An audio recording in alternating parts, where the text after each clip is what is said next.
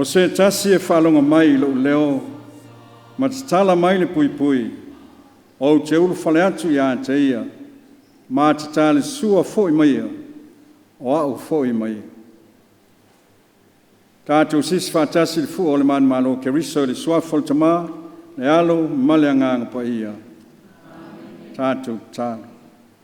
Sila alofa mai ia le li ie i le tāpua inga lo antunu. Ina ia mawalunga pēa lo vi inga ono me te tele male silese o e whaia pēa mo Samoa mo ona tangata. Whamanuia Samoa e ala le nei tāpua inga. O la mātou tālo lea e ala atu le suafo o ke riso lo mātou o li. Amen. O le vi inga o le tua o Sauniga le ufepesi.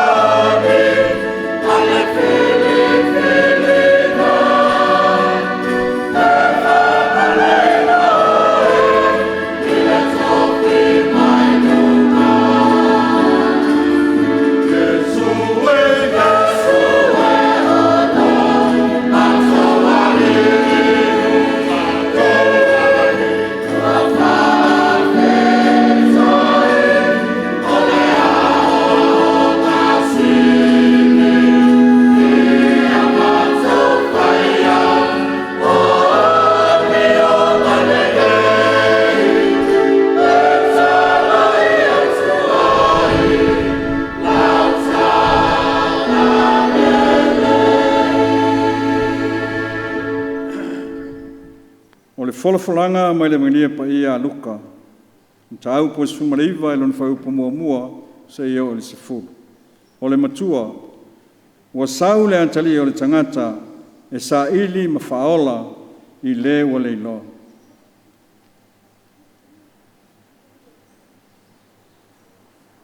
O antu ia e riko, o ui ane iai.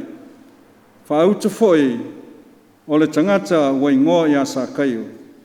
O ia o le au la fongasili, o le mau oa foi o ia. O fia mai moa o ia ia Yesu pe whape fea o ia. A ele ma whaia ona o le motu o tangata, a wā le tangata sa saa o ia. O mamoe ia i luma, wā i le la au o le suka moro.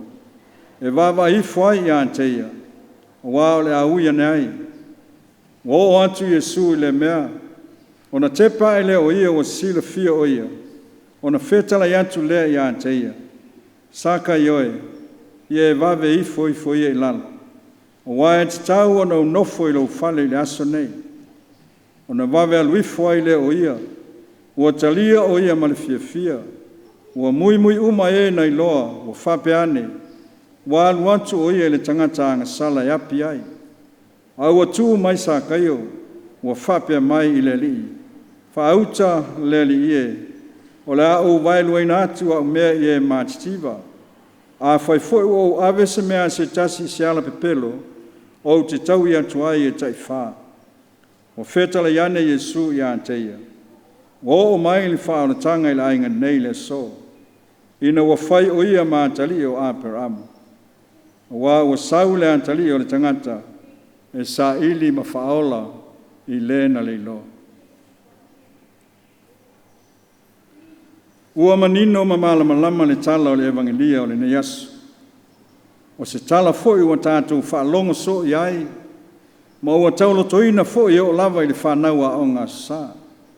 E pe a ofesiri o le a o ngā sā. O ai na e le la au. O le ale ngō le la au. Ai se a na e ai sa kai o le la au. Ua i loa uma e tamaiti. Le tali o ia fesiri. Ma e ui la ina tātou whaalongo so i le nei tala. Wa la unga so o foi e fai au ma le au fai lotu. Pei tai e fau pea i le whaalongo. Ma e fau foi le au o loo mo moli mai ai mo i tātou. O tātou moli mawina le tala. Le fisota inga le au la fongasili o sa kaio mai Yesu. Fai mai wale ngata o ia o le au la fongasili. A o le mau oa foi. Ma o se tangata anga sala. E tusa ma le mau o tangata. O tātou i loa o le au la fonga, e le fia i ai tangata i uteia. Ona e lea mi o tonu le whatinonga o la nātou ngā ruenga. Peitai, o Yesu la vaia e nate le whailonga ina sa tangata. E tutusa tangata uma i le vaai a Yesu. Ma o le aso lava lea na sui ai e Yesu leo langa o sa kaio. Na e i le la au ono le fia vaai i a Yesu. Paua leo le manao na i a sa kaio i le aso. Peitai o i na i loa ai o i a Yesu ma wala au sa kaio e. Ie vave ifo ia i lalo. O wae te tau o nau nofo i lau fale i le aso nei. Ese a wala e wala wina ai le tangata e le tua. Sa lilo le manatu sa kaio, o le a vea lo na ai le la au, ma wala o le a mau ai le la mawhtanga ma Yesu. Ie moni a upo le tusi. O tātou manatu e leo manatu ia o le li. O tātou wala e leo wala ia o le li. Pe mai na vave a o na luifo i lalo sa kaio ina ua wala au Yesu i a teia. O ia talia Yesu male fia. Tō tele tangata pe ona tātou whalongo wha mai ua mui. Ina ua ngai atu Yesu le whale o tangata anga sala. Ai le fau le atu langa ia Yesu. Awa o lana lea ngā luenga na fio mai ai. Vave lama ona langona e sa kaio le loto salamo. Ma ia kofesio ai le li. Le li ie o le au vailu e natu a umea i e maatitiba. A foi o ave se mea se tasi se ala pepelo. O te tau i antu i ai e taifā. Upu a le tangata ua maua le loto salamo moni. O tātou whalongo i le mui o tangata pe tai na tali Yesu ma whailo atu i ai lātou. O mai le whaalatanga i la ainga nei le so. Awa ua sau le antali o le tangata e sa ili ma whaola i lena le loa. Upo Yesu i asa kaio o ana upu fo ia mo i tātou. e te tau ona o nofo ma oe i le aso nei. Pe solo le lei po whale tonu, pe fia pe whano noa lo tātou aso, e fia mafuta mai lava Yesu ia i tātou yaso uma. Na suia e whaavavau leo lango sa kaio, i le aso na fio ai Yesu i lona whale. E whape foi o na suia o tātou o langa, i le taimi lama tātou te tali ai o ia i o tātou o langa. O leo lo o fio mai e sa ili tātou, a tātou i lunga peo le la au. O lo wala au mai e tātou ia vavei foi e lalo, e te tau o nofo ma oi le aso nei. O Yesu, o i o le tātou malo. Tātou tali malo ia teia, o wana te au mai le lofo le tua i o tātou loto, ma o tātou ai. Vavei foi e lalo, o lana wala au lea. E te tau o nofo ma oe i le aso nei. Amen. Tātou tāla. Le tuai lo mātou te mā. Whāwhitai mō lau whāmanatu e ala i au whionga pa ia mo i mātou. Mātou tālo le tua ina e anga le lei. Mawhitai na peasi o mātou atunu. A o mātou iai whai ungo le nei tau sanga.